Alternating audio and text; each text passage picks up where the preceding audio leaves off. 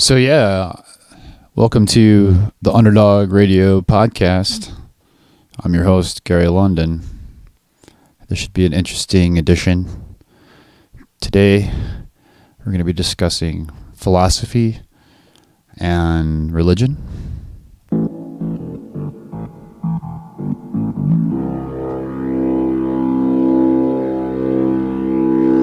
So, my introduction to religion started when I was 16, 17 years old, and I was at that age when you start to gravitate towards a deeper meaning in life. I felt perhaps maybe I was lost, or maybe I didn't feel like I was heading in any particular direction. So maybe I was, maybe a little before that. I was 15 years old, and in school I had a writing project, so I decided to do a paper on what was not my religion, but I guess my heredity. Not sure how to say that, but I was half my family was Rosenberg, and half my family was London. And the Rosenberg side of the family all celebrated Hanukkah, and we're all 100% Jewish. And the London side of the family were Christian, but didn't really go to church, basically celebrated Christmas. So somewhere in there, I decided, well, I'm not sure I buy all these Jewish beliefs, or I even went to elementary school in a synagogue, which was a little weird, but they didn't force Judaism on any of the kids there. So I kind of grew up Christian up until about, age, like I was saying, 15. I decided to do a paper at school on Judaism, and I wrote the paper and I looked into Judaism, and I honestly, I don't remember too much about it, but I just I didn't click with it. So maybe a little while later, kind of looked into Christianity a little bit, but I had a hard time getting past this whole notion of having to believe every single thing that was in the book. Every time I ever went to church, they said things like, if you don't believe 100%, then you're not a real Christian. If you don't tithe and give 20% or 10% of your income, you're not a real Christian. If you don't go to church, blah, blah, blah, blah. And I felt it kind of going against my overall just philosophy of not really believing in anything 100%. I don't really buy into anything wholeheartedly 100%. 100%. I think I could be pretty much persuaded in just about anything, and I would say that philosophy went back even to when I was younger. So I wasn't so sure about Christianity, although there were a lot of good things about the book, and I didn't have any certain problems with any of the specific or of the general messages involved. I just had sort of a hard time believing all of it to be 100% fact, 100% true. I understand different churches believe different things in regards to the Bible, and I'm not sure I was willing to believe even in the whole notion of heaven and hell. I still am not quite sure about, especially about the hell part. Any event, so fast forward a little ahead in my life, about age 19, I am painting for work, and I'm working in Ellicottville, and a friend of mine, Al Lyford, Al Mad Dog Lyford, painter, had his own paint company for a lot of years. He was a ski patrol at Holiday Valley. Really wonderfully beautiful man. And that sounded really gay, but a special human being. Al was a good guy, and so I started taking these. He encouraged me to take a Tai Chi class in Elginville, and I had no idea what Tai Chi was, but I'm open to trying new things. So I went to Tai Chi class with Mad Dog Lyford for the first time, and was introduced to Buddhist philosophy for the first time, and it was a beautiful thing. The instructor came out. He said, first thing he said, you don't have to believe everything I'm about to tell you, okay? But what I'm about to tell you is meant to make you happier, to improve the quality of your life. And I could get with that. I could get with the two main ideas. I mean, obviously, I'm not sure exactly if Christianity is trying to make you a happier person, but I guess those were two admirable things about Buddhist philosophy right off the bat. So I went into it with an open mind, because it sort of just agreed with my structure, my belief structure, and in that I could always back out if something didn't seem applicable to my life. So I sort of fell in love with it from the beginning. Tai Chi is sort of like karate, but done more slowly, and it's done with real slow breathing. And the instructor is explaining the purpose of the breathing. So in the breathing, he's sort of letting you know that your brain is like a pond. Think of your mind being like water. And if your mind is like this, full of ripples, then it's really hard to be rational about things, because you're always at wit's end. If you get some new piece of information that falls into the pond, imagine these ripples.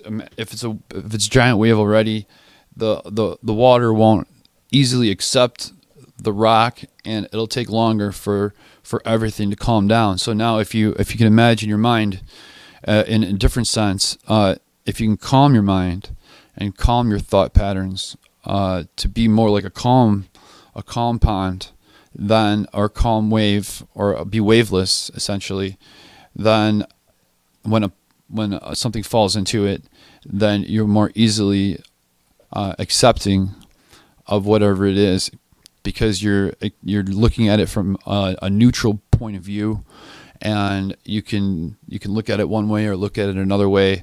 You're not, like I said, at wit's end. And an example that he used, I'm seeing this odd, what do they call it?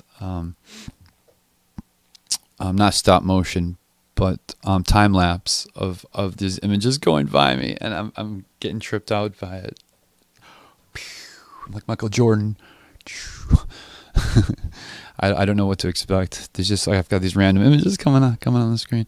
Anyway, so if you can calm your mind, then and what was interesting about that is that Christianity or Judaism didn't really address the brain, didn't really address anything tangibly going on in my life, like right now. I mean, I understand that, like, maybe if you're praying, then you're kind of doing the same thing, but there's nothing quite like meditating. And I didn't see the benefit of meditating until I started learning about Tai Chi and Buddhist philosophy.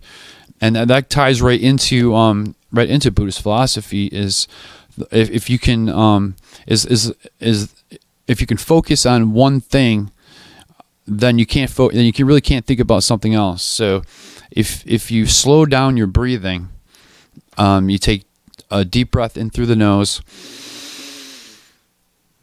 and then let it out. But then, if you can do it slowly, and now imagine doing it as slow as physically possible. So you breathe in through the nose.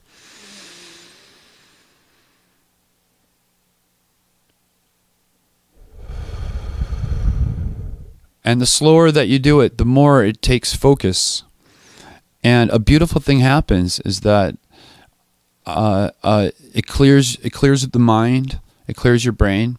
If you have something that's troubling you, it seems to sort of vanish in the scheme of in the thought process of you concentrating on breathing. So that's a great technique to help you. So I'm at Tai Chi class, and the instructor's telling us, you don't have to believe everything that I say, and it's just here to help you. So the next thing he went on to say is imagine now that you have to get to an appointment, and you're late, and you're stuck in traffic. We've all been there. And you look around and you see the road rage and you see people just blown a fuse. But on some level, if you can, his thought was that it's not what happens to you, but how you react to things. So in that instance, you're letting the stress get to you, even though there's nothing you can do about it. So since there's nothing that you can do about it, we choose a better option. Choose happiness. Choose put yourself in a different perspective. You have to shift your perspective at that point and appreciate what you have in life. Even if it takes like imagining like a time in your life when maybe you were in jail or things weren't as good, or you can always shift your perspective or think about people that have it worse. Maybe just be on some level, we're just be grateful that you're a human being and that you're breathing, and that you're you live in in the United States, or that there's so many different ways to shift your perspective, and so this is what prompted me. So all that was great, and I noticed something was happening while I was learning about Buddhist philosophy, was that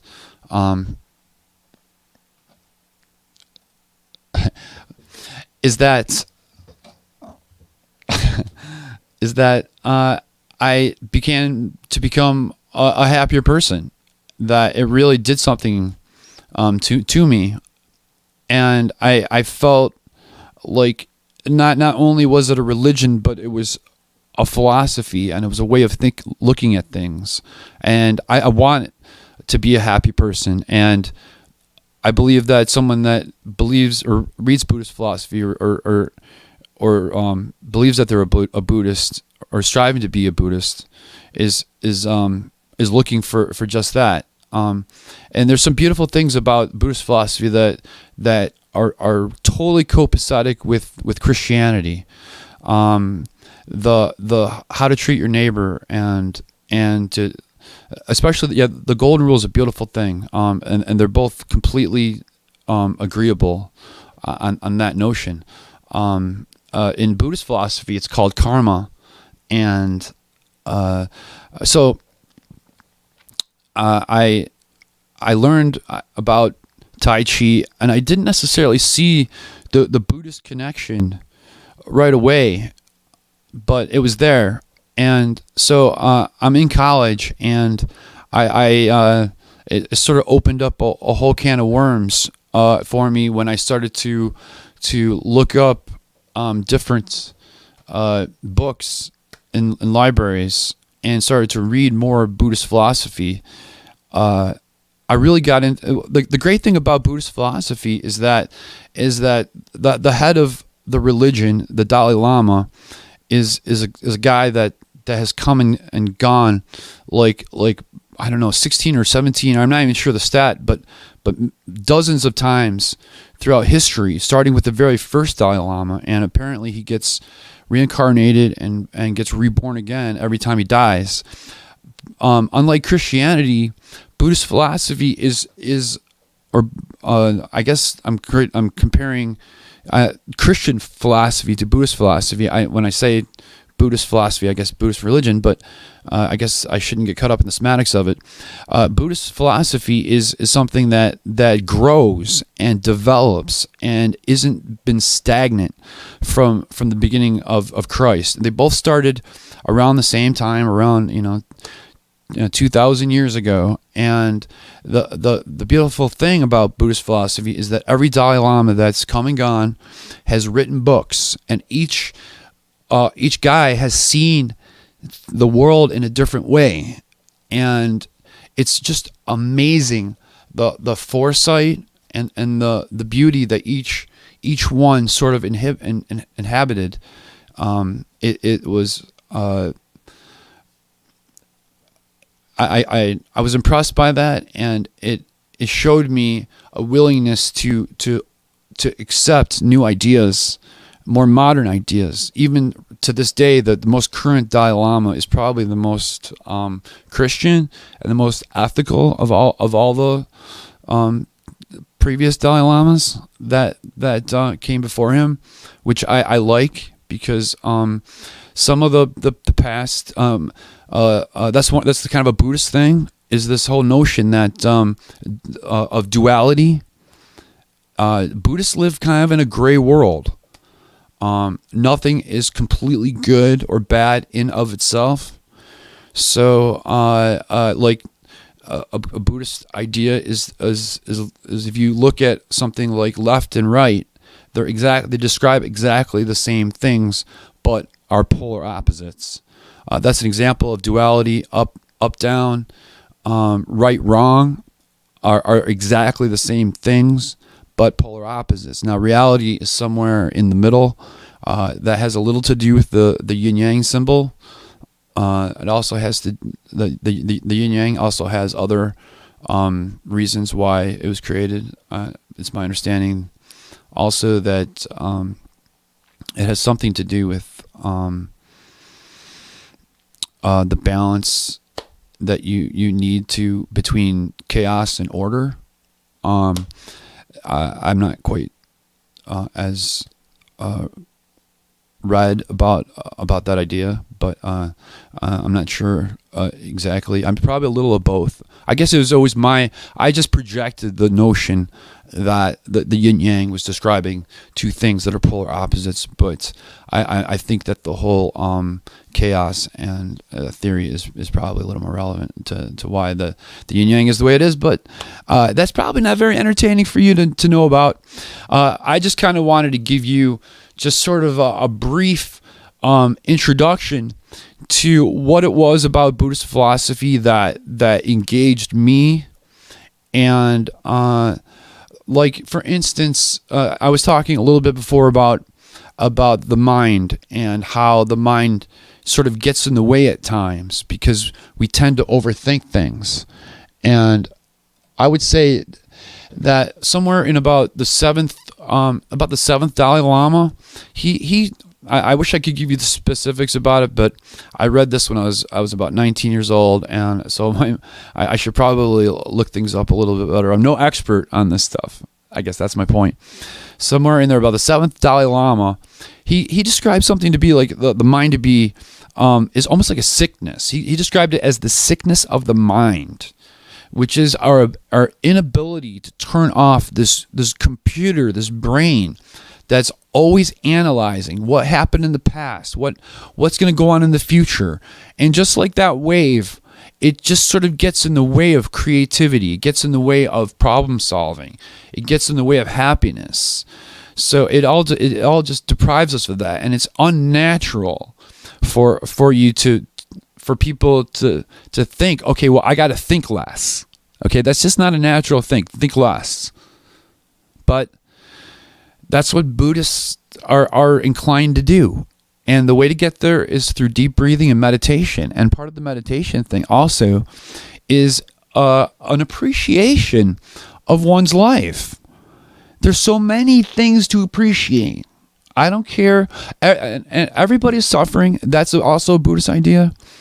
Suffering is universal. There's nobody that is not suffering. But once you understand that, then you can appreciate your lack of suffering. And if you're stuck behind that car in traffic and you're late for work, you can still find a happy place and you can still get there. It's a beautiful thing. And I hope that some of you might open your minds to something that isn't commonly understood in the West. I guess when I say in the West, I mean like the United States, or definitely not in Western New York. Not a lot of Jews out here, and really not a lot of Buddhists. I feel like I'm on a lonely island here. But nonetheless, I'm not really very Jewish, but I do feel very Buddhist. Another little Buddhist thing that I didn't agree with, actually, for a long time. Buddhists believe in reincarnation. They believe that we were here in a past life before, and we may or may not be here again. So I didn't believe in reincarnation, but when my children were born, I did a 180 on that one, because my daughter, Midnight, holy cow, did she have a personality at a very, very young age. She was talking at 1 month, 2 months old, and she was doing things that she could not possibly have learned. So there's so much to life to explore, and the brain is just one of them. Actually, we can look inside ourselves, and there's probably a lot there to discover. I'm discovering more and more every day, and actually, I have to say, I think these video podcasts are kind of helping me along the way. They help you to kind of pin down your viewpoints on things, and hopefully I'm getting better at communicating those ideas to you, and that's another reason I'm doing this. So that'll pretty much wrap up this video. Please like it, and don't forget to subscribe to my channel if you haven't done so already. It keeps growing incrementally, a little bit all the time, and so I appreciate that. So thanks for watching the Underdog video podcast.